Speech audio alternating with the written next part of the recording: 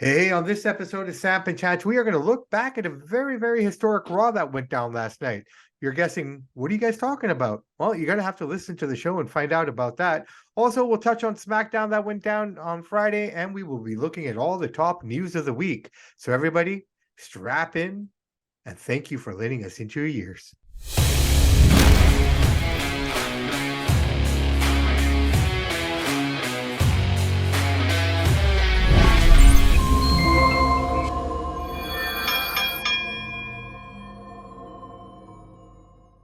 Hey, everybody. Welcome back to another episode of Samp&Chance. I am your host, Bobby Sampson. Joined with me, as always, my man with the master plan, Mr. Chance Michaels. Chance, happy Tuesday. How are you, my friend? Doing pretty good yourself. Can't complain. Here we are. The week has begun again, and school is in full effect now. So how's the first week of school going for the kiddies? So far, so good. Yeah, seem to enjoy it.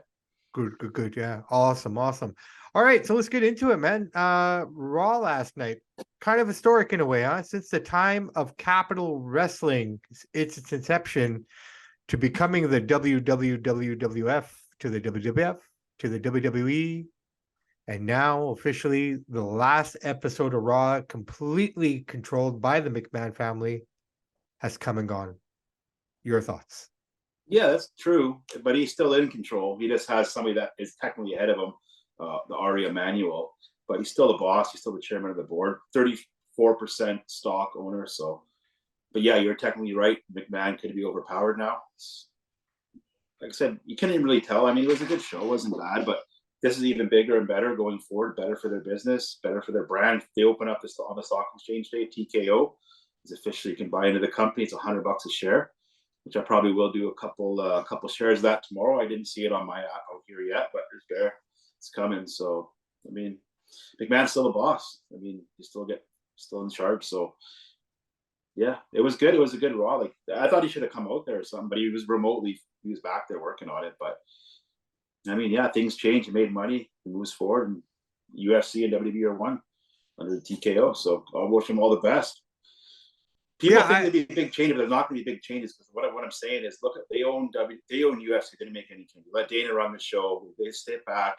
They may have their input, but they let the people do their thing. And this guy's Vince's friend. Same thing here. You won't even notice it.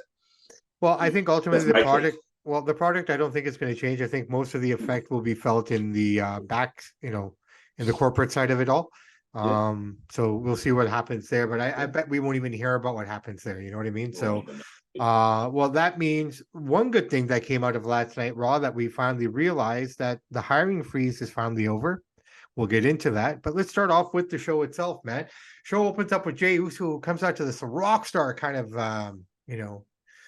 greeting from the fans. And I like the story here. I see what they're trying to do. I mean, here comes the guy, not just from SmackDown, but a guy who basically ran buckshot on everybody with his brother and cousin for the longest time, right? And it's kind of like, okay, guys, so trying to find his place. And of course, the devil's in disguise. The Judgment Day is there to kind of greet him and try to bring him on board with them. So he comes out, talks about, whatever he's talking about. And Kevin Owens comes out and says, you should be calling this Kevin Monday Night Owens. And Judgment Day comes out. So they have the impromptu tag match. Not a bad match for what it was. I mean, great talent. The guys worked really well. And of course, to further the storyline, the accidental Sweet Chin music, that kind of did it. And now you see Jey walking in the back, and everybody's, nobody likes him. And interesting uphill battle to see what they do with this. Yeah, that was a decent opening segment. It was a good match. I mean, for what it was and everything, you couldn't go wrong. All right, so match number 2, Miz versus Tozawa. This is just to further the match that's going to be taking place this week on SmackDown against LA Knight. I think I'm looking forward to that fight. It should be fun. Really good. But Miz comes out here to kind of avenge the loss that he took to Tozawa 2 weeks ago. Easily done, avenged. Everything is everything.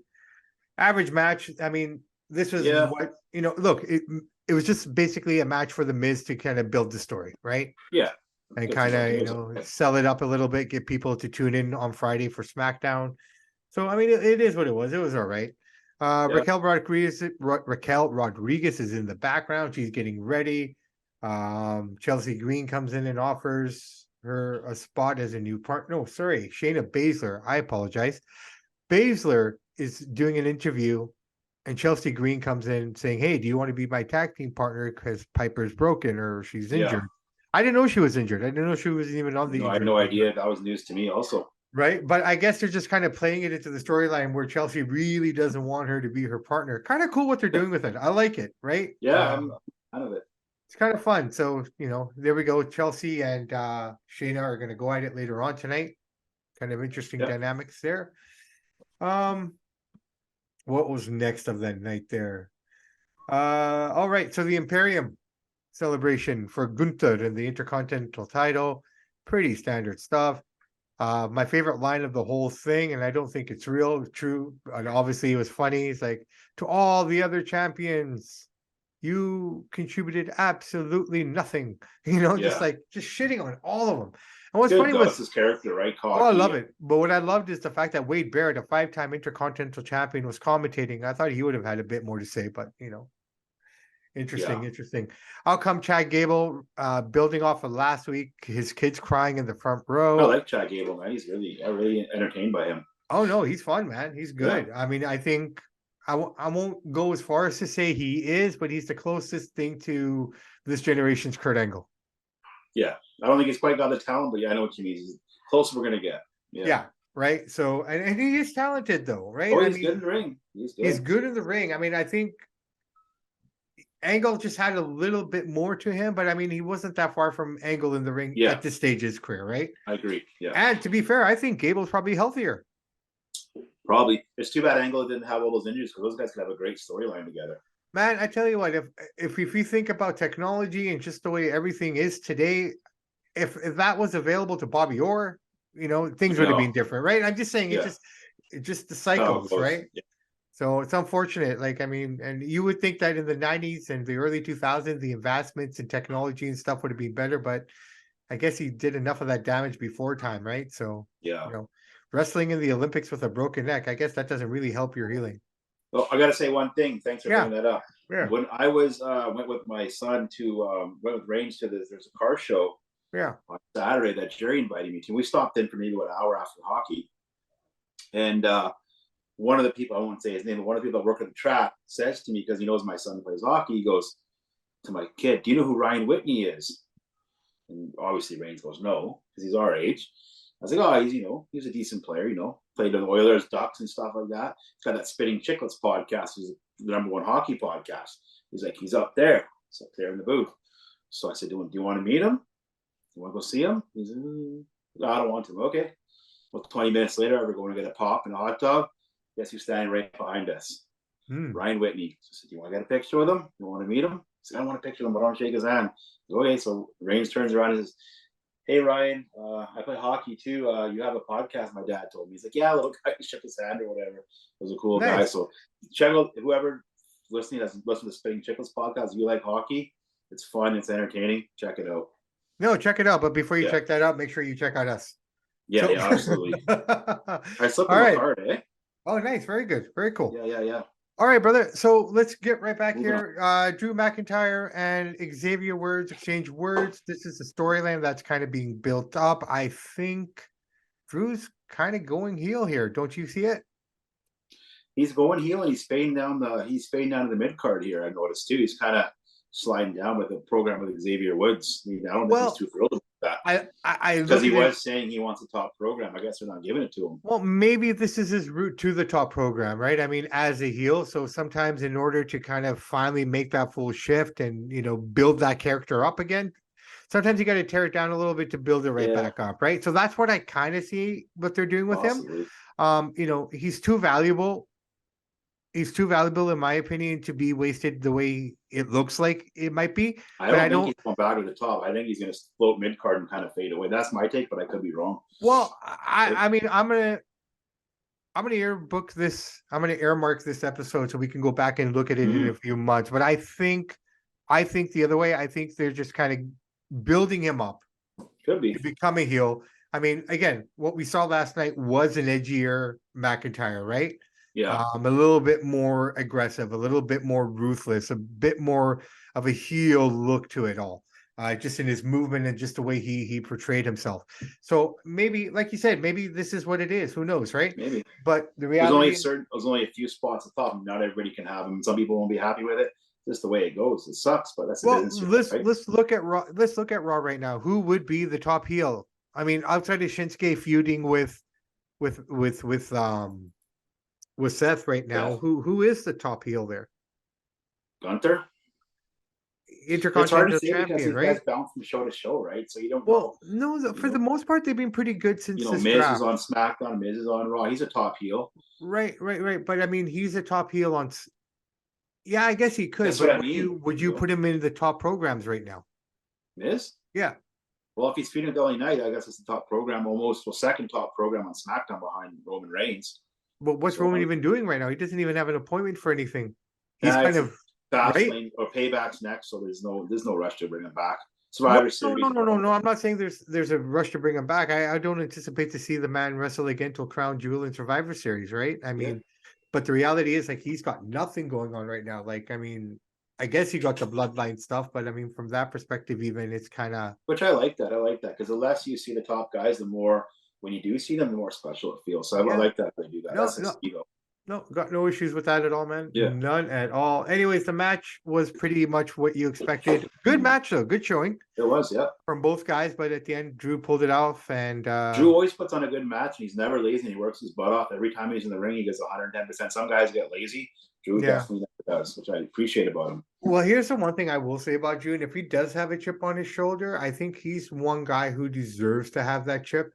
If you think about the time, and, you know, it kind of made me think after what Xavier said to him in the promo leading up to the match, where he said, "Oh, I get it. I see why you're feeling the way you're feeling." You know, Kofi got his WrestleMania moment in front of 80,000 fans or whatever the case may be, and yours was in an empty performance center, right? But here's the thing, man. I mean, as hard, as dark as that time was for everything, I mean, to be able to carry the company He did a good job as world champion with no reaction to work off of, right? That's hard to do, especially in a business like wrestling, when all you do is absolutely, right? So I mean, I don't think he gets enough credit for that, and personally, I feel bad for him that he didn't get a chance to carry the title.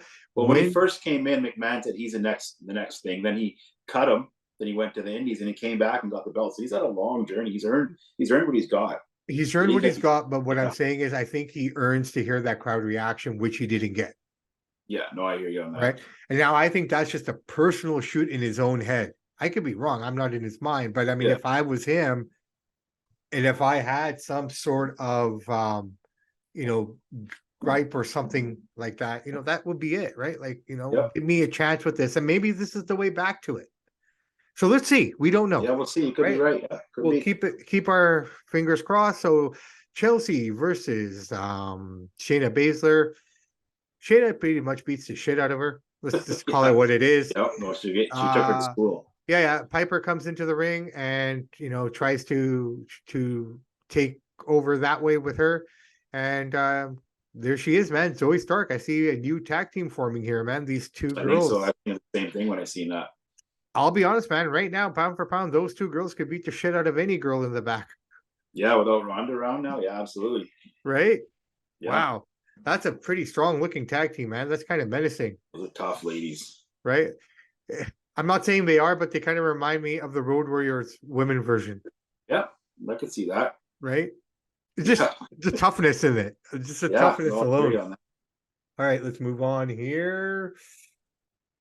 So basically, we get Finn Balor comes up to Jey Uso in the back and says, "Hey, no, I'm not here to fight." You know, just picking away there, picking it away. Poking the bear, yeah. But yeah, no, nothing. Imperium versus Alpha Academy, Tommaso Ciampa. So basically, what happened was, we forgot to mention this very quickly.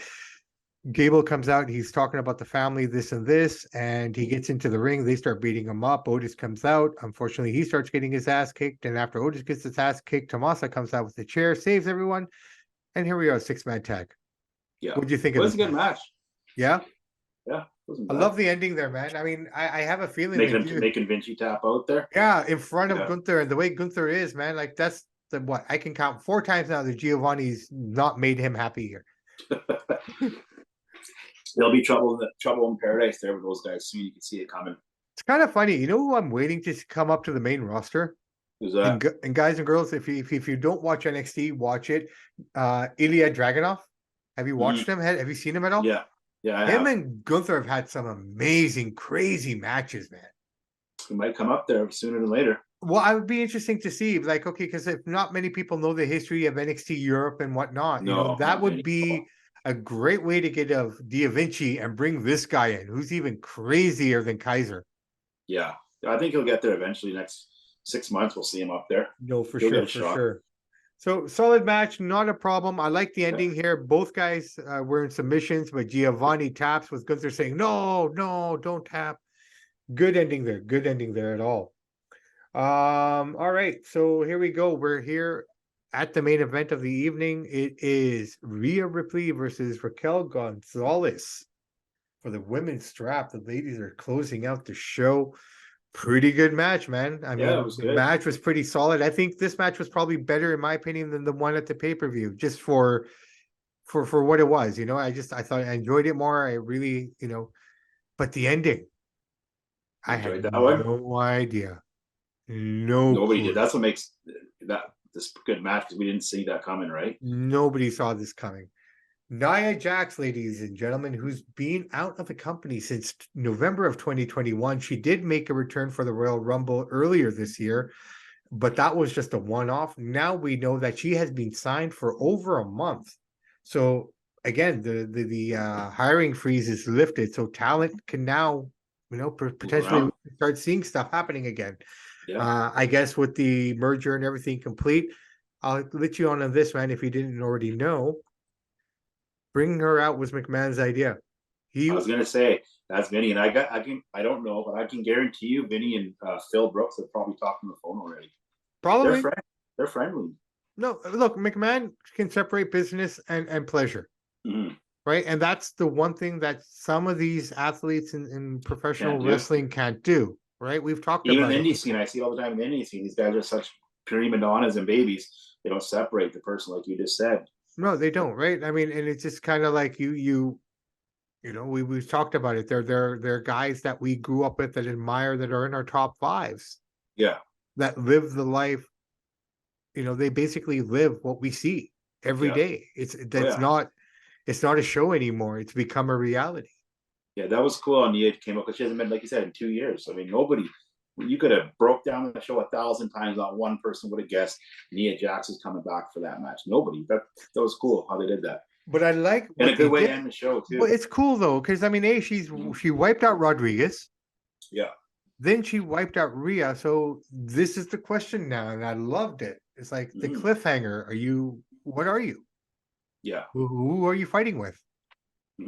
Right. So she's been gone 2 years. It's a long, long time. So good for her. And she looks great. She does. You know, she's what has she been doing the whole time? She was hurt or what? Dude, she wasn't hurt. She was just doing her thing. I mean, honestly, she wasn't really doing much of anything. To be fair, I think she was working on her diet. I think she was working on some little things here and there. I'm only guessing. I don't know what she was doing, because I mean, again, all of this is so fresh and just kind of happened. Yeah. So now that this merger's happened, now you know Vinny and the boys want to impress, you know, the head guy. I think I got a feeling, like I'm 80% sure we will see CM Punk in the next year. I think we're gonna or something. I think it's almost inevitable to finish his career off and ride off into the sunset. Everybody comes home. Yeah. Ultimate Warrior came home. Bret Hart of all. Okay, if Bret Hart was the Bret Hart of our generation in terms of all the nonsense and controversy, then CM Punk is this generation's version. Absolutely. Right? We'll see. And again, everybody comes home eventually. Yes. Right? Like, I mean, Hogan did it. Jeff Jarrett. Right? And Hogan. Even Jericho, when he's at AEW, I can see him doing a couple things with WWE at the end. Look, at the end of the day, Jericho's probably the smartest of them all, because he sees the value where he can go, right? If Vince isn't going to use you, Vince has given you enough. Mhm. A guy like Jericho can do what he can because even if Vince doesn't want to use you, he's given you enough that you can go anywhere else and build your character any way you want and do what you want. Absolutely. How many guys are in Jericho's position in the industry? Probably the only one, man. Right? McMahon let him come on that. Was it whose podcast? A Stone Cold? Stone Cold, yeah. He's another company. So that's, so there you go. But it just shows you the value that McMahon has for people. Like, so look, it's like you did, like you were talking about Drew McIntyre earlier, correct? Mhm. He had to let him go to become who he is to come back. Yeah. Right? Sometimes Vince will bring in these guys as young and green. Almost give them a taste of what's to come. Yeah. But it's not time yet. Now get the fuck out. Yeah. Go learn and come back. Appreciate everything you saw so you know what you're coming back for, right? In that way. Another thing I noticed that Vince has been sprinkling on the show, as soon as he came back from that surgery, what are you hearing the commentators say? What are you hearing Austin Theory say? They're calling John Cena the greatest. They're bringing out for the greatest of all time. Vince is really pumping that up. Eh? You notice that? Yeah, no, 100%. I'm not saying that he is or isn't, but I've noticed that they're really hammering that home. I think a lot of it is Vince. I think a lot of it is the crew with them as well. Like, I'm not, it's not wrong in what he's saying. I mean, in essence, it kind of makes sense, right? I mean, look, I'm not saying he is the greatest of all time, but if you just look at, numbers and just the way it all kind of played out, I look at the longevity of him, right? Pretty impressive. But Hogan had his impact. Absolutely. No one Hogan can always be like, it's hard to argue because I will always say Hogan is the greatest of all time. Me too. Yes. He's the most popular. You take Hogan's face and show him to anybody. 7-year-old lady to a 10-year-old kid. That's Hulk Hogan. John Cena doesn't quite have that face recognition like Hogan does. Because he got the blonde hair, the big guy, right? But I think it transcends that for me even more. Like, if I could break it down.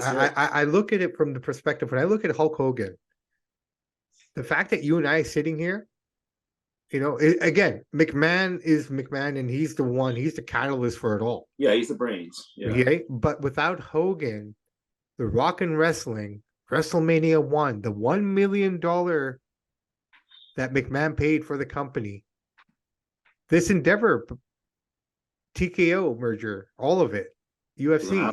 We're not sitting here. We might be sitting here, but we might be talking about something else. Who knows, right? Yeah. But the reality of it is, it's like those are the two men that provided everything we have today, and not to take away from Macho Man and all the guys that were part of that crew. Andre, I think, had a huge role to play in it too. But as big as Andre was, and we've studied him, we followed his career all the way to Grand Prix wrestling in the 70s and stuff like that, right? Not even Andre was as big as him. No. Another thing Hogan doesn't get enough credit for, you could say he's the greatest heel of all time, and you can say he's the greatest face of all time. We did that NWO stuff. He shook the business up again for a second time. John Cena never did the heel character. I'm not saying he could and he'd kill it. He didn't really do it like Hogan did it. He did it for a little bit when he first came, but not like that. Well, no, John came out as a heel. He came out as a face. It failed. Then when he started his whole hip hop guy thing, he was heel, and that just basically morphed and evolved into a face. People started loving it. When it was time for him to become a heel, and that's what that whole thing was about, him wearing the NWO shirt in the Wade Bryant match, was a play on all of that, because he was ready at the very last minute when he was supposed to walk through that curtain and return. McMahon stopped him. Is that not happening? The merch is too much. Yeah. He's too popular, and plus he does all the Make-A-Wish Foundation stuff. You kind of have him as a jerk. That's part of this too, right? Yeah, and the merch is too much, right? So still to this day, if you go to a show with John Cena on it or coming out, his shirt's the #1 seller. Even when I was in Edmonton, he wasn't even on the Raw. He's still the #1 selling shirt. Well, there you go, right? Crazy. I mean, you were in Vegas and you saw it for yourself there, right? So I mean, ultimately, at the end of the day, McMahon knows what he's doing. I get it. I know, but I'm curious to see. Like I said, I don't think the product is going to change much, but I'm curious to see. I'm curious to see how the product changes in terms now that they have another entity to work with in the UFC. Yeah. Right? Is there going to be? I'm curious to see about the cross-platform stuff. Does Connor I don't think Dana White's on any part of that. Yeah, but does Dana White really have a say? Technically, no.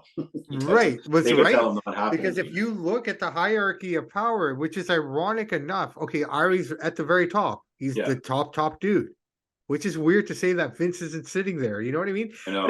This is what I mean about that historic feel to this whole last Raw. Like, Yeah. no mention of it on the show, nothing. But those who know saw what we saw last night was the last ever fully controlled McMahon show. Yeah, even though Vince will still control everybody, Ari could still technically fire him tomorrow. Technically, he could, right? But that's what sits there now, right?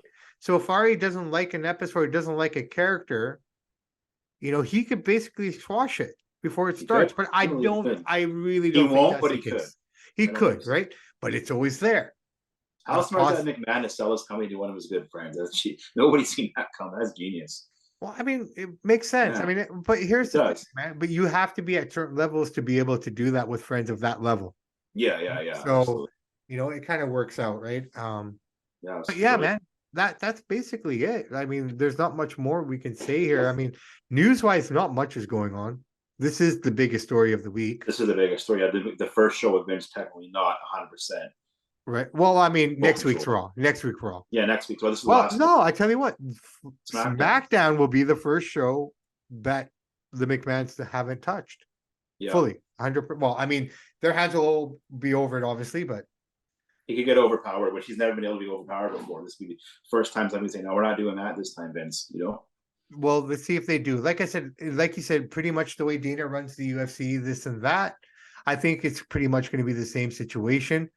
I just find it ironic, like when we were talking the structure of power, you got Ari at the top, and I thought you would have had Dana and Vince at the same level.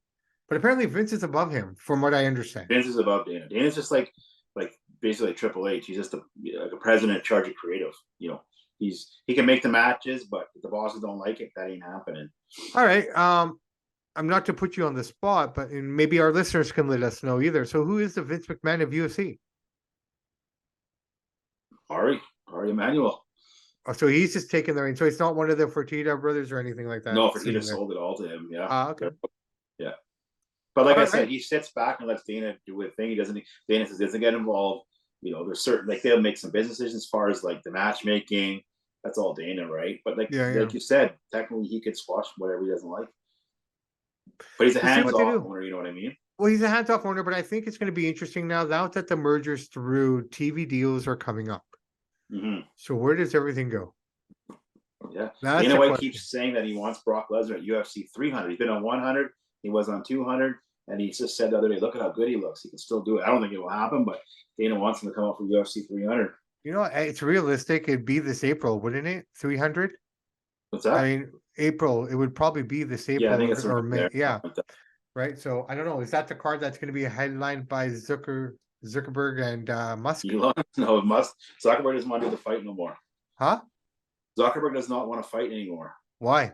Because Elon wants. Well, first of all, I don't know if they could do it in North America because Elon's a lot heavier than him. Second of all, Elon wants to do it in like a Roman Coliseum. And Zuckerberg's like, no, this is getting. No, I don't want to do that kind of spectacle. That's kind of where it's at. So I don't know.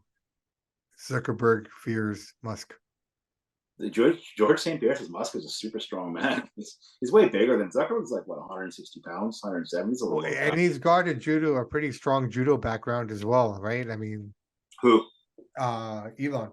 Oh yeah, people think Elon's not training. You don't know what this guy is. He's so smart and secretive. So on the other hand, on the other side, the other guy's got jiu-jitsu in his pocket. Yeah. Conor McGregor just got his black belt in jiu-jitsu. Yeah, I seen that. Yeah. Interesting.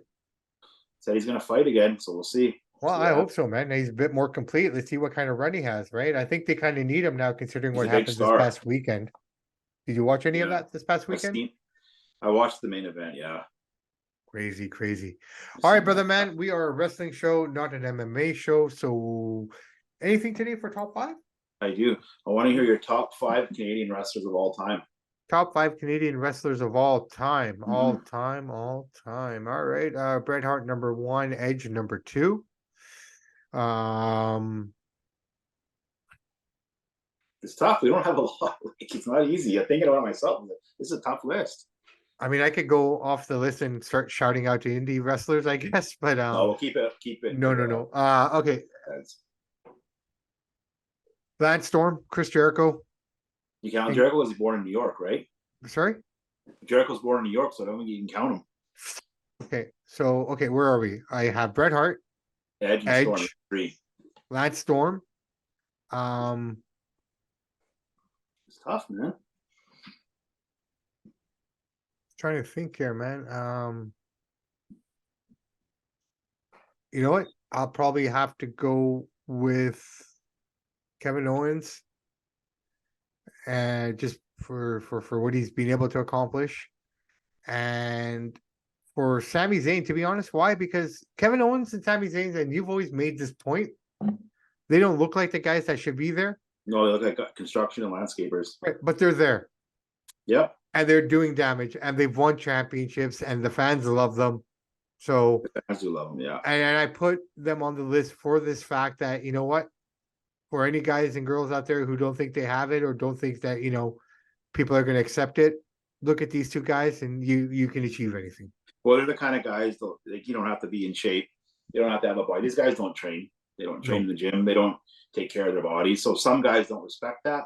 But like you said, if you don't have the best genetics, you can say, "Hey, I can be something. Look at these guys' body, right?" So they're doing a good service. I thought you were going to throw Kenny Omega out there.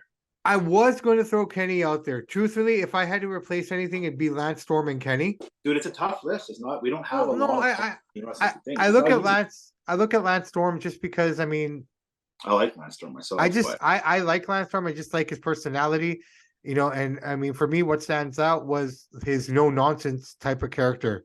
Yeah. That was. I thought you'd also might throw out Roddy Piper out there. Technically, he's Canadian too. See, I always thought he was from Portland. No, he's Canadian. I think it was Winnipeg. Where is he from? I don't know. No, yeah, I know. I totally forgot. It's hard. It's a hard list. That's why it's fun. It's on the spot, right? Well, I mean, shit. I could have said Owen Hart. I could have said, Dino Bravo. I could have said, Chelsea Green if I really wanted to. You know what I mean? Like, I mean, there's no shortage of Canadian wrestlers that have made their mark in WWE, WCW. Earthquake, John Tenta, right? I mean, for what I understand, as a kid growing up, his house was around the corner. I didn't know that. Yeah, he grew up. Yeah, right? Yeah. So I mean, from that perspective, there you go. There's so many of them that we didn't even touch. Christian. Yeah, I wouldn't put him in the top 5. But I'm just saying, right? Like, yeah, you got a few. Right. I mean, so there's a lot there. I mean, I'd throw in Vance Nevada. Throw in Stu Hart too, I guess. Throw in Stu Hart, right? I mean, yeah. No, I hear it. It's a tough list. I thought of myself, like, crap, it's not easy actually. Bret Hart obviously jumps off the page, but after that it gets tricky. Edge, it's a few guys, but Bret Hart is undoubtedly the number one for Canadian wrestlers of all time. It's not even close. Yeah, no, 100%. This has to be. There it is. Right, there you go. All right, Mr. Michaels, why don't we wrap this puppy up? It was more of a tribute show to McMahon and the family and everything else like that. But hey, man, I'm excited for the future. I don't think we're going to see drastic, massive changes to what we watch on a week-to-week basis, but I think we'll start to see some little things here and there as it starts to progress. But until that time, man, why don't we just sit back, relax, and enjoy the shows? And let's see what Smackdown looks like here, man. I think the big next thing coming up for WWE are the TV contracts. So let's keep our ears tuned to that. And Fastlane is coming up in October, but nothing has been announced yet. So October 7th, yeah. Yeah, they got to start building up the show. It's getting close. So right, in terms of how much time they have left for the TV. So let's see. Maybe this Friday we'll start to see some things start to emerge and start to build. Until then, guys, I am Bobby Sampson. He's Chance Michaels. And in the words of the great AC/DC, those that like, download, and subscribe to the podcast, we salute you. We do salute you guys. So everyone have a great rest of your week. Please be safe. And make sure to join us on Thursday for Samp&Chance Boxing. Have a great evening, everybody. Samp&Chance out.